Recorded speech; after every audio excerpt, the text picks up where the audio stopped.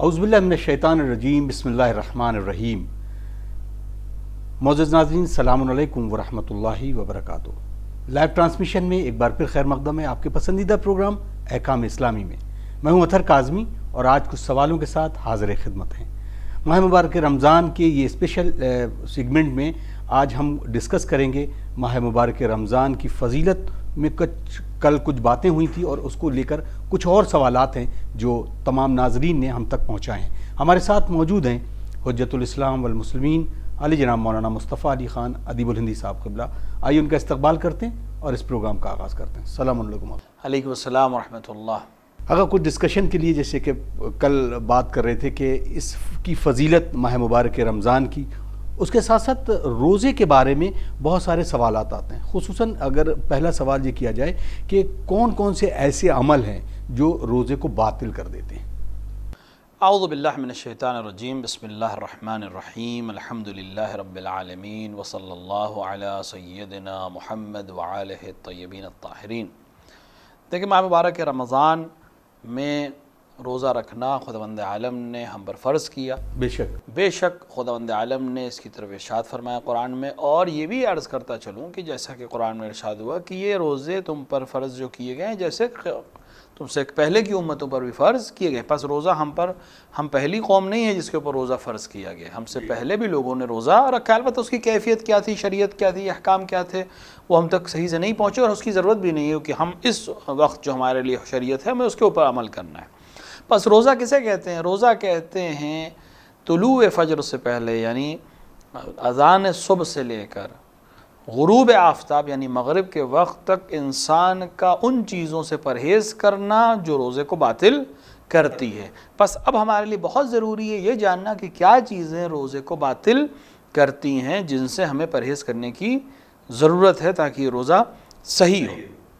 تو پہلی چیز، جیسے کہ سب کے ذہن میں ہے کہ پہلی چیز جو روزے کے سلسلے میں باطل کرتی ہے وہ کھانا اور پینا ہے۔ پہلی اور دوسری چیز یہی ہے کہ یہ کھانا اور پینا روزے کی حالت میں جائز نہیں ہے، اور عام طور سے جب انسان روزہ کی بات کرتا ہے تو سب سے پہلے ذہن میں یہی دو چیزیں آتی ہیں۔ کسی بھی قسم کے کوئی بھی کھانا اور کسی قسم کا کوئی بھی پینا جائز نہیں ہے۔ حتی بعض علماء کے نزدیک اور تقریباً مرجع علی حضرت آیت اللہ العظمیٰ سے صادق حسین شیرازی کے نزدیک بھی حتی سگریٹ اور اس طرح کی چیزیں جو کھانے اور پینے میں شمار نہیں ہوتی لیکن ایک گاڑھا غبار کی حیثیت سے وہ اندر داخل ہوتا ہے، لہٰذا چونکہ ایک اور چیز جو منع ہے ماہ مبارک میں روزے کی حالت میں وہ ہے حلق تک گاڑھے غبار کا پہنچنا، لہٰذا وہ بھی صحیح نہیں ہے۔ تو پہلی دو چیزیں ہو گئیں، کھانا اور پینا۔ تیسرا ہے ازدواجی تعلقات، میاں بیوی کا آپس میں ازدواجی تعلقات قائم کرنا روزے کو باطل کر دیتا ہے۔ اسی طرح چوتھے جگہ پر جو چیز ہے وہ یہ ہے کہ انسان کوئی اپنے ساتھ ایک ایسا عمل کرے جس سے منی خارج ہو جائے، جس کو ہم استمناء کہتے ہیں، یہ عمل بھی صحیح نہیں ہے، روزے کو باطل کر دیتا ہے۔ انیمیا لینا یعنی بہنے والی چیز کے ذریعے سے انیمیا لینا، یہ بھی روزے کو باطل کر دیتا ہے۔ قے کرنا، یہ بھی روزے کو باطل کر دیتا ہے۔ البتہ ان سب میں ہمیں اگر ہم بیان جب انشاءاللہ موقع رہے گا تو بیان کریں گے، ہر ایک میں کچھ فروعات ہیں کہ کچھ چیزیں ہیں جس کو صحیح سے سمجھنا ضروری ہے، لہٰذا قے کرنے سے بھی روزہ باطل ہو جاتا ہے۔ رسول اکرم، خداوند عالم اور ائمہ علیہ السلام کی طرف جھوٹ کی نسبت دینا، بہتان کی نسبت دینا بھی روزے کو باطل کر دیتا ہے۔ تو یہ وہ چیزیں ہیں جو انسان کو روزے کو باطل کرتی ہیں۔ اسی طرح اگر انسان روزے کی حالت میں نماز صبح اس عالم میں کرے، یعنی اذان صبح جب ہو تو خاتون حیض یا نفاس کے عالم میں ہو، یا مرد مجنب ہو یا خاتون مجنب ہو اور اس نے غسل جنابت نہ کیا ہو اور اسی حالت میں صبح کرے تو اس کا روزہ باطل ہو جاتا ہے۔ لہٰذا ہر ایک کے اپنے اپنے ایک بہت تفصیلی مسائل، تو ان چیزوں سے ہمیں پرہیز کرنا ہے۔ اب اس میں بہت سی فروعات ہیں، وہ انشاءاللہ سوالات کے ذریعے سے ہم بیان کر دیں گے۔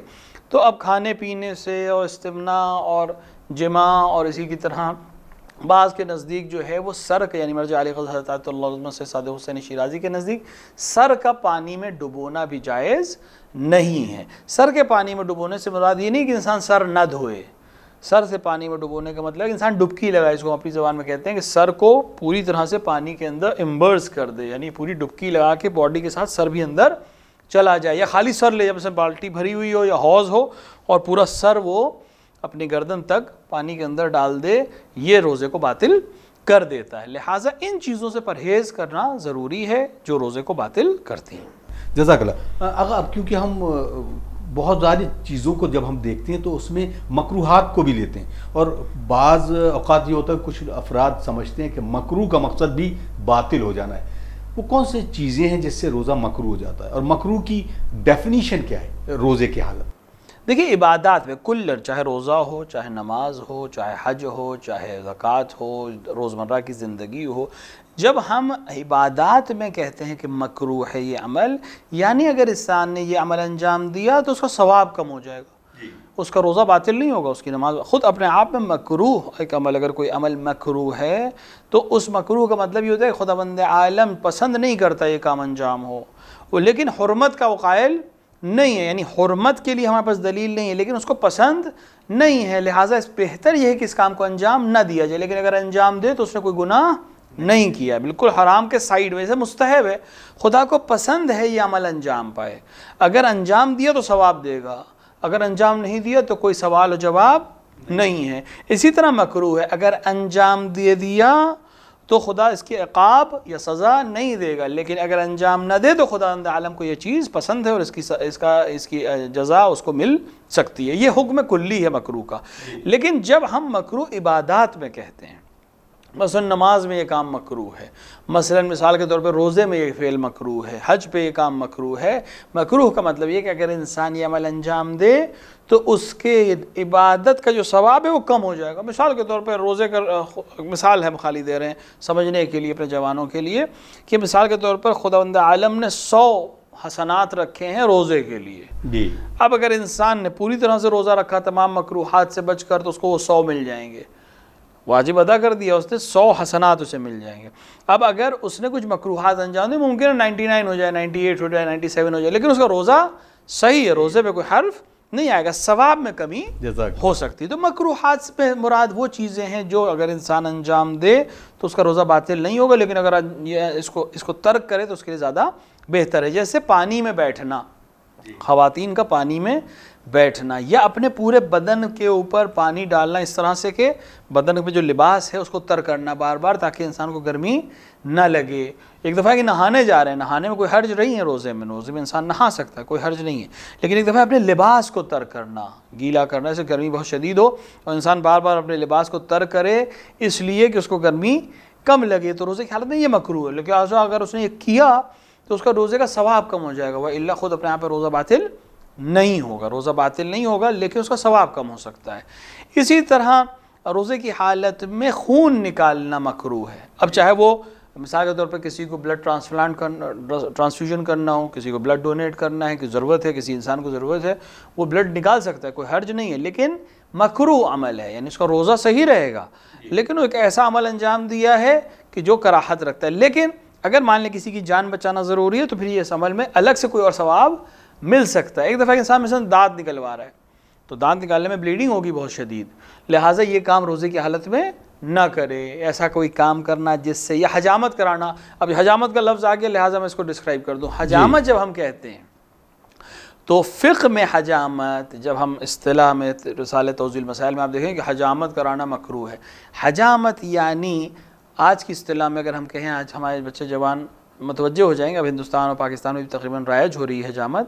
وہ ہے کپنگ کی ایک پروسیس ہے کہ جس میں جسم کا فاسد خون کپس کے ذریعے سے ایک جگہ اکٹھا کیا جاتا ہے، پھر نیڈل یا نائف کے ذریعے سے اس خون کو باہر نکال دیا جاتا ہے. اس کو حجامت کہتے ہیں. رسول نے اس کی بہت تاکید کی ہے، لیکن روزے کی حالت میں یہ عمل مکروہ ہے، کراہت ہے کہ جسم سے خون نہ نکلے. اگر روزے کے بعد مثلا افطار کے بعد یہ کام اگر کرنا چاہے تو افطار کے بعد کر سکتا ہے، کوئی حرج نہیں ہے. اسی طرح اپنی زوجہ کو بوسہ کرنا، کیونکہ ممکن ہے انسان اس عمل کے ذریعے سے بات والے کسی مرحلے میں داخل ہو جائے اور اس کا روزہ باطل ہو جائے، لہٰذا اس عمل سے منع کیا گیا ہے. لیکن اگر بغیر قصد اور لذت اور بغیر کسی ارادے کے کرے تو کوئی حرج نہیں ہے. تو اس طرح کے بہت سے عمل ہیں جو روزے کی حالت میں انسان کے لیے کراہت رکھتے ہیں. اس کی تفصیل رسالہ توضیح المسائل میں بالکل مل سکتی ہے، لیکن ہم پھر تاکید کر رہے ہیں مکروہ کا مطلب یہ ہے کہ اس عمل کو اگر انجام نہ دیں تو اس کے لیے روزے کے لیے بہت اچھا ہے، لیکن اگر اس نے انجام دے دیا تو صرف ثواب کم ہوگا، اس کا روزہ باطل نہیں ہوگا. جزاک اللہ. اگر کچھ سوال اور بھی ہیں یہاں پر، السلام علیکم، کیا وومٹنگ کے بارے میں انہوں نے پوچھا، کیا روزے کو توڑ دیتی ہے؟ جیسا کہ میں نے ابھی عرض کیا تھا کہ روزے کے مبتلات میں سے ایک چیز قے کرنا ہے. تو اگر انسان بے اختیار قے کر دے، یعنی قے ہو جائے، اس نے ارادہ نہیں کیا تھا اور ایک دم سے اسے قے ہو گئی. انسان ٹریولنگ میں ہو جاتا ہے کبھی کبھی، اس کو ارادہ نہیں ہوتا، اختیار نہیں ہوتا، ایک دم سے اس کو ابکائی آ گئی اور قے ہو گئی، تو اس کے روزے پہ کوئی حرف نہیں ہے اور روزہ صحیح ہے، کنٹینیو کر سکتا ہے. لیکن اگر جان بوجھ کر قے کرے، چاہے وہ قے کرنا اس کے لیے ضروری ہو جائے بیماری کی وجہ سے، مثلا انسان جانتا ہے کہ میں قے اب اختیار کے ساتھ قے کرے، اگر اختیار کے ساتھ قے کرے تو اس کا روزہ باطل ہو جائے گا اور بعد میں اسے ایک روزے کی قضا کرنی پڑے گی. البتہ کوئی کفارہ اس کے اوپر نہیں ہے. اب یہ جو اختیار کے ساتھ قے کی، یہ بھی دو طرح سے ہو سکتا ہے. ایک دفعہ کہ جان بوجھ کے قے کرے، یعنی مثال کے طور پہ کوئی ایسا عمل اپنے ساتھ انجام دے کہ قے ہو جائے تو اس نے روزہ توڑا ہے، پھر اس کا حکم الگ ہو جائے گا.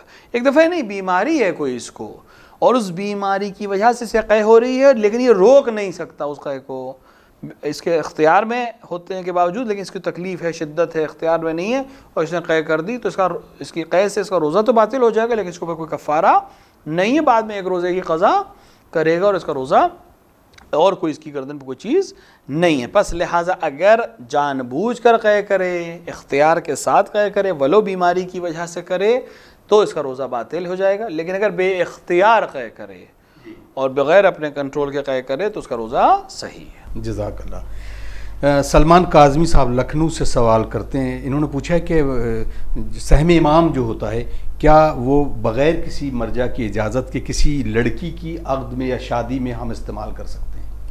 سہم امام علیہ السلام کے لیے ضروری ہے، تمام مراجع کا فتویٰ ہے کہ ضروری ہے کہ مرجع سے یا اس کے وکیل سے اجازت لے کر ہی کسی مد میں خرچ کیا جائے، کیونکہ آپ بری الذمہ نہیں ہوں گے اگر اس کو سہم امام کو مرجع یا اس کے وکیل تک نہیں پہنچائے. اگر کوئی اضطراری مسئلہ ہے، کوئی مسئلہ ہے، تو پھر بہتر یہ ہے کہ مرجع یا اس کے وکیل سے اجازت لے کر یہ کام انجام دیا تاکہ آپ بری الذمہ ہو جائیں، کیونکہ ابھی آپ کے پاس ایک امانت ہے جو ادا نہیں ہوئی، گویا آپ نے امانت میں سے کسی کو دے دیا ہے، تو ابھی آپ کی گردن کے اوپر باقی رہے گا. اگر اضطراری کیس ہے تو آپ مراجع سے اجازت لے کر اس کام کو انجام دے سکتے ہیں. جزاک اللہ.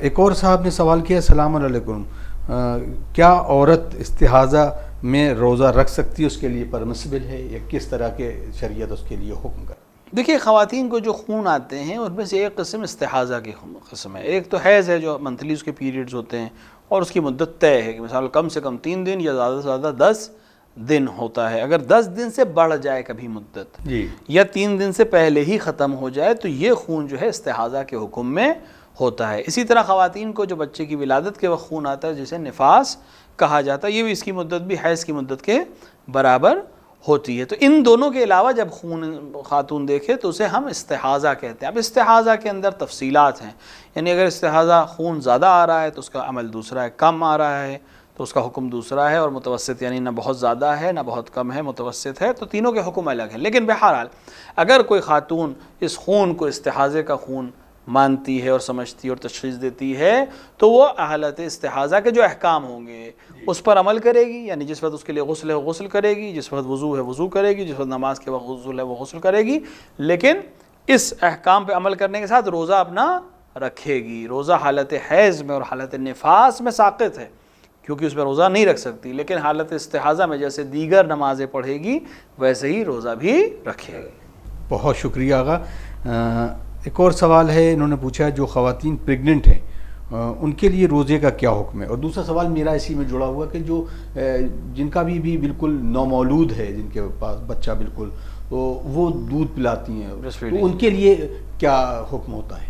دیکھیے، مرجع عالی قدر حضرت آیت اللہ علیہ سے سعد حسینی شیرازی کی نظر میں اگر کوئی خاتون پریگننٹ ہے اور حمل کی وجہ سے اور روزہ رکھنا اس کے لیے یا اس کے جنین کے لیے ضرر کا سبب بن سکتا ہے، یا مثال کے طور پر کوئی خاتون بچے کو دودھ پلا رہی ہے اور روزہ رکھنا اس بچے کے دودھ کی کمی کا سبب بن سکتا ہے، نقصان کا سبب بن سکتا ہے، تو ایسی خاتون کے لیے روزہ نہیں ہے. یہ چاہے تو ہر روزے کے عوض میں فدیہ دے گی، ایک فدیہ دے گی. ہر روزے کے عوض میں فدیہ کا مطلب ہے 750 گرام گندم یا جو یا اس طرح کی چیز، یا اس کی قیمت کسی کو دے دے ایک فقیر کو، ایک مد اس کو کہتے ہیں، تو یہ فدیہ ہے اس کا۔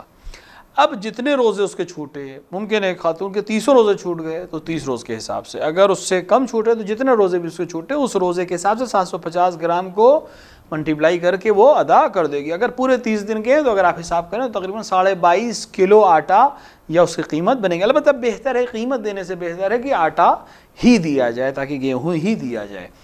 اور اگر یہ رمضان میں یہ کام انجام دے گی، جتنے روزے چھوٹے ہیں اس کے عوض میں فدیہ دے دے گی، یا جتنے روزے بریسٹ فیڈنگ کی وجہ سے چھوٹے ہیں اس کے عوض میں فدیہ دے دے گی۔ اب اگلے رمضان تک اگر یہ پروسیس کنٹینیو رہا، مثال کے طور پہ پریگننسی کی شروع سے لے کر آخر تک اس کو وقت نہیں مل پائے کہ روزہ رکھ سکتی، شروع کی پریگننسی میں بھی دقت ہوتی ہے اور آخر کی پریگننسی میں بھی دقت ہوتی ہے، یہ خاتون روزے نہیں رکھ سکی، مثال کے طور پر ولادت ہو گئی اور ولادت کے بعد بریسٹ فیڈنگ کی وجہ سے یہ روزے نہیں رکھ سکی، یہاں تک کہ اگلا ماہ رمضان آ گیا، اس کو موقع ہی نہیں ملا کہ یہ حمل کے بعد ریکور ہو پاتی اور روزے رکھ پاتی۔ تو اگر اگلا رمضان آ گیا تو مرجع علی قدر حضرت آیت اللہ علیہ سے صادق حسین شیرازی کے نزدیک یہ فدیہ اور دے گی یہ خاتون اگلے رمضان آنے کی وجہ سے۔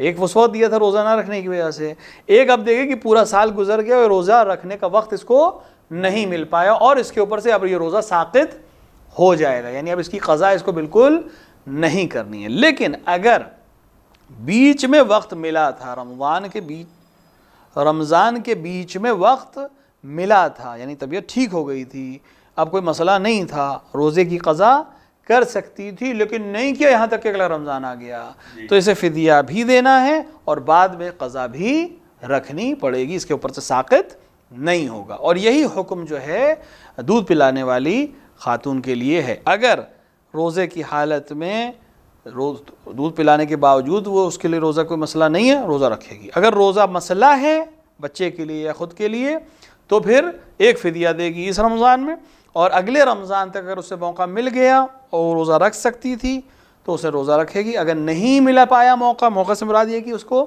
صحت ایسی ہو گئی ہو اور بچے کو دودھ پلانے کا مسئلہ نہ رہ گیا ہو اور وہ روزہ رکھ سکتی تھی اور نہ رکھے تو اس کو فدیہ بھی دینا اور قضا بھی اس کے اوپر واجب رہے گی۔ لیکن اگر نہیں رکھ سکی اسی وجہ سے اور یہ بیماری کنٹینیو رہی یا یہ ضرورت کنٹینیو رہی تو اس کے اوپر ایک فدیہ اور ہے اور روزہ پھر ساقط ہو جائے گا۔ جزاک اللہ۔ ناظرین آپ دیکھ رہے ہیں پروگرام احکام اسلامی اور لائیو ٹرانسمیشن سے لکھنؤ اسٹوڈیو سے ایک بار پھر آپ سے مخاطب ہیں۔ دیے گئے نمبر پر اپنے سوالات بھیج سکتے ہیں تاکہ ہم اس کے مثبت جواب آقا کی خدمت میں پیش کریں اور ان سے جواب موصول کریں۔ آئی ناظرین کچھ اور سوال آقا کی خدمت میں رکھتے ہیں۔ ریحان علوی صاحب ہیں مظفر پور سے، انہوں نے سوال کیا، السلام علیکم۔ وعلیکم السلام۔ یہ کہتے ہیں کہ آقا سحر کھانے کے بعد اور صبح طلوع ہونے کے بعد مطلب سورج نکلنے سے قبل مجھے پتہ چلے کہ میں جو دوا لیتا ہوں وہ بہت ہی ضروری ہے مجھے، اور اب اس صورت میں روزہ توڑ دوں دوا لینے کی صورت میں، اس کے لیے کیا حکم ہے؟ اگر روزہ توڑیں گے تو کیا اس پر دیت ہے یا اس پر کفارہ ہے؟ دیکھیے اگر کوئی ایسی دوا، ایک انسان مریض ہے اور اس کے لیے وہ دوا کھانا ضروری ہے، جی ایک دفعہ ہے کہ نہیں وہ دوا سحر میں اگر کھا لے گا یعنی سحر کے وقت کھا لے گا تو اس کے لیے باقی دن روزہ رکھنے میں کوئی حرج نہیں ہے، تو یہ سحر کے وقت دوا کھائے گا، اس کا روزہ صحیح ہے، باقی دن روزہ رکھے گا جیسے سب لوگ روزہ رکھتے ہیں۔ ایک دفعہ ایک مریض ایسا ہے کہ جس کو دن میں کئی دفعہ دوا کھانی ہے، چاہے ایک ہی دفعہ کھانی ہو لیکن دن میں کسی خاص وقت کھانی ہے، مثال کے طور پہ 10ویں دن میں کھانی ہے، 12ویں دن میں کھانی ہے، اور اس کے وہ یہ چینج نہیں کر سکتا تو پھر اس کے اوپر مریض ہونے کی وجہ سے اس کے اوپر روزہ نہیں ہے، لیکن اسے امساک کرنا چاہیے، یعنی اگر اس کے علاوہ کوئی اور چیز نہ کھائے پیے تو ٹھیک ہے لیکن بعد میں قضا کرنی پڑے گی۔ لیکن ایک انسان ایسا ہے کہ جو صبح روزہ رکھ سکتا ہے دوا کھا کے، جیسے کہ آپ کے سوال میں، اور دن بھر اس کو ضرورت نہیں ہے دوا کی لیکن یہ دوا کھانا بھول گیا، سحری میں اس نے دوا نہیں کھائی، اب یہ انسان کیا کرے؟ صبح کی نماز کے وقت سے یاد آیا کہ میں نے دوا نہیں کھائی ہے، اب روزہ شروع ہو چکا ہے اس کا، اب یہ کیا کرے؟ اگر یہ روزہ رکھ سکتا ہے، کنٹینیو کر سکتا ہے تو یہ کنٹینیو کرے بغیر دوا کھائے، لیکن اگر یہ احتمال دیتا ہے کہ اگر دوا نہیں کھائی تو میری طبیعت خراب ہو جائے گی، یہ جو طبیعت ہے وہ اور خراب ہو جائے گی اور پھر میں بالکل روزہ نہیں رکھ پاؤں گا، تو یہ روزے کو دوا کھا کے اپنے روزے کو ختم کر سکتا ہے، لیکن بعد میں اس کو ایک روزے کی قضا کرنی پڑے گی اور دن میں بھی باقی چیزوں سے پرہیز کرنا پڑے گا، یعنی دوا کھا لے لیکن یہ نہیں کہ پھر کھانا بھی کھانے لگے اور باقی چیزیں بھی کرنے لگے، نہیں، بالکل روزے کی طرح سے رہے گا لیکن بعد میں قضا اس کو کرنی پڑے گی۔ جزاک اللہ۔ ایک اور سوال انہوں نے کیا ہے کہ روزے کے بارے میں کہ کس طریقے سے روزہ جب ہم رکھتے ہیں اور اگر وہ روزہ ٹوٹ جائے کسی بھی صورت سے وہ تو کیا اس کے لیے کیا حکم ہے؟ مثلاً اگر کچھ کھا لیا ہے بھولے سے اور پھر یاد آ جائے کہ روزہ ہم نے کچھ کھا لیا، میں روزے سے تھا، تو اس کے لیے کیا حکم ہے؟ دیکھیے اگر انسان بھول کر کوئی کام کرے، مثال کے طور پر کہیں سے تھکا ہوا آیا ہے، خیال نہیں رہا، فریج کھولا، اس نے پانی پی لیا، یا سامنے کوئی چیز کھانے کی رکھی تھی، بے اختیار اس نے اٹھایا اور کھا لیا، بعد میں خیال آ رہا ہے میں تو روزے سے تھا. اگر بغیر اختیار کے بھول جائے کہ میں روزے سے ہوں، کوئی کام انجام دے تو اس کا روزہ صحیح ہے، اس کے اوپر گردن پہ کچھ بھی نہیں، روزہ کو کنٹینیو کرے گا. لیکن وہی پہلی چیز، یہ نہیں کہ پھر اب تو کھا ہی لیا چلو اب کھاتے لیں، نہیں، پھر تو باطل ہو جائے گا. نہیں، غلطی سے کھایا، یاد ہے کہ ارے میں تو روزے سے تھا، وہ جو چیز منہ میں ہے اس کو تھوک دے اور اپنے روزے کو رکھے. یا کھانے کے بعد حتیٰ نگلنے کے بعد اسے خیال ہے کہ میں تو روزے سے تھا، یا پانی پینے کے بعد یاد آیا کہ میں روزے سے تھا، غلطی سے میں نے پی لیا ہے، اس کا روزہ صحیح ہے، اس کی گردن پہ کچھ بھی نہیں ہے. ایک دفعہ ہے کہ نہیں، اس نے جان بوجھ کے کھایا، جانتا تھا میں روزے سے ہوں، اختیار میں تھا میں روزے سے ہوں، پھر بھی اس نے کھا لیا، یا کوئی ایسا عمل انجام دیا جو روزے کو باطل کر دیتا ہے جانتے ہوئے اختیار کے ساتھ، تو پھر اس کے اوپر قضا بھی ہے اور کفارہ بھی ہے. قضا کا مطلب یعنی ایک روزہ سے یہ بھی رکھنا ہے، کفارہ اس کو یا 60 روزے رکھے گا ہر روزے کے عوض میں، یا 60 مسکینوں کو کھانا کھلائے گا، یا 60 مسکینوں کو کپڑا پہنائے گا، یا غلام آزاد کرے گا. ان میں سے اب غلام آزاد کرنے کا کوئی سینس نہیں ہے آج کے دور میں، تو یا 60 روزے رکھے جس میں سے 30 روزے لگاتار رکھنے پڑیں گے، یا 60 لوگوں کو کھانا کھلانا پڑے گا. امجد حسین صاحب کا سوال ہے کہ جو بزرگ بہت زیادہ عمر ہو جاتی ہے اور وہ روزہ نہیں رکھ پاتے ہیں، تو کیا ان کے عوض میں کوئی دیت یا کچھ اس طرح کا کفارہ ہے جو دیا جا سکتا ہے؟ وہ حضرات جو عمر کی وجہ سے روزہ نہیں رکھ سکتے ہیں، جیسے کوئی بہت بوڑھا شخص ہے، کوئی خاتون بہت بوڑھی ہو گئی اب روزہ نہیں رکھ سکتی ہے، تو اس کے اوپر روزہ ساقط ہے، لیکن ہر روزے کے عوض میں ایک مطعم اس کو دینا پڑے گا. جیسے کہ خواتین کے سلسلے والے مسئلے میں ہم نے بیان کیا تھا، ایک مطعم کا مراد یعنی 750 گرام گندم یا اس کی قیمت یہ فقیر کو دے گا اور اس کے اوپر روزہ نہیں ہے. البتہ اگر یہ رمضان مثال کے طور پر گرمی میں ہے نہیں رکھ سکتا، لیکن سردیوں میں رکھ سکتا ہے، تو ابھی اگر یہ رکھ سکتا ہے سردیوں میں تو ابھی نہ رکھے، سردیوں میں بس قضا کرے گا اور اس کو کسی چیز کی اور کوئی چیز کی گردن پر نہیں. اگر یہ بڑا دلچسپ سوال ہے، انہوں نے سوال کیا، السلام علیکم، اگر یہ بتائیں کہ کچھ لوگ اس طرح کی باتیں کرتے ہیں کہ مثلا روزہ بھی نہیں رکھتے اور کہتے ہیں مجھے خدا سے ڈر نہیں تو بندے سے ڈر کے آئے، تو اس طرح کے الفاظ ادا کرنا یہ کتنا یہ توہین آمیز ہے، یا اس پر کس طرح سے اسے سمجھایا جائے؟ دیکھیں، خود یہ کہنا کہ مجھے خدا سے نہیں ڈر ہے لہٰذا بندے سے کیا ڈر، ملے عام میں کھانا اور پینا، یہ دو طرح کی حرمت ہے. ایک تو اس نے حرام کیا روزے کو ترک کر کے، دوسرا حرمت ماہ رمضان کو بھی ترک کیا لوگوں کے سامنے ملے عام میں کچھ کھانے کو. اگر حکومت اسلامی ہے تو انسان کے اوپر حد جاری ہوگی رمضان کی حرمت کو پامال کرنے کی. اگر اس کو سمجھانا ہو تو یہ سمجھائیں کہ ولو خدا کے حکم پر عمل نہیں کر رہے ہو، لیکن اس ماہ مبارک کے رمضان کی جو عظمت ہے اس کا خیال رکھنا آپ کے لیے ضروری ہے. لہٰذا اگر آپ ایک عمل ہے جو آپ انجام نہیں دے رہے ہیں کسی بھی وجہ سے اور آپ روزہ نہیں رکھ رہے ہیں، تو کم سے کم وہ لوگ جو روزہ رکھ رہے ہیں، وہ لوگ جو عبادت کر رہے ہیں اور اس مہینے کی جو عظمت ہے دیگر قوموں کے درمیان حتیٰ عظمت ہے اور وہ آپ کو احترام کی نگاہ سے دیکھتے ہیں، دین کو احترام کی نگاہ سے دیکھتے ہیں، کم سے کم اس کا پاس و لحاظ رکھیں. بہت سی چیزیں جو خداوند عالم دیکھتا ہے لیکن دوسرے بندوں سے چھپا کر انجام دی جاتی ہیں. اس کا یہ مطلب نہیں کہ جب خدا دیکھ رہا ہے تو باقی بندوں کو بھی دکھایا جائے. اپنی روزمرہ کی زندگی میں ہزاروں کام ہے جس میں خدا شاہد ہے لیکن دوسروں کو ہم شاہد نہیں بنا سکتے. اسی طرح حرمت جو ہے ماہ مبارک رمضان کی، اس کا بھی ہمیں خیال رکھنا چاہیے. جزاک اللہ. ایک اور سوال انہوں نے کسی محترمہ کے انہوں نے کہا کیا ایک خاتون ایک زوجہ زیارت پر جا سکتی ہے بغیر اپنے ہسبینڈ کی اجازت سے اگر ہسبینڈ اس کا کنٹری کے باہر ہے؟ اگر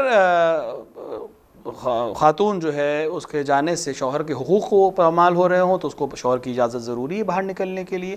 اگر حقوق پامال نہ ہو رہے ہوں تب بھی احتیاط واجب کی بنا پر اسے شوہر کی اجازت لینی چاہیے. البتہ شوہر کو چاہیے کہ ایسے کام سے اسے روکے نہیں. بہت بہت شکریہ آغا، وقت بالکل اجازت نہیں دے رہا. ناظرین، آپ دیکھ رہے ہیں پروگرام احکام اسلامی اور لائیو ٹرانسمیشن میں لکھنؤ اسٹوڈیو سے براہ راست نشریات سے آپ اس پروگرام کو دیکھ رہے تھے. انشاءاللہ اگلے ایپیسوڈ میں کچھ اور سوالوں کے ساتھ حاضر خدمت ہوں گے اور پھر آپ سے گزارش ہے کہ دیے گئے نمبر پر اپنے سوال زیادہ سے زیادہ ہم تک بھیجیں تاکہ ہم اس کے جوابات بھیج سکتے ہیں. ہمیں دیجیے اجازت، آئیے دعا کرتے ہیں. اللہم عجل لولیک الفرج.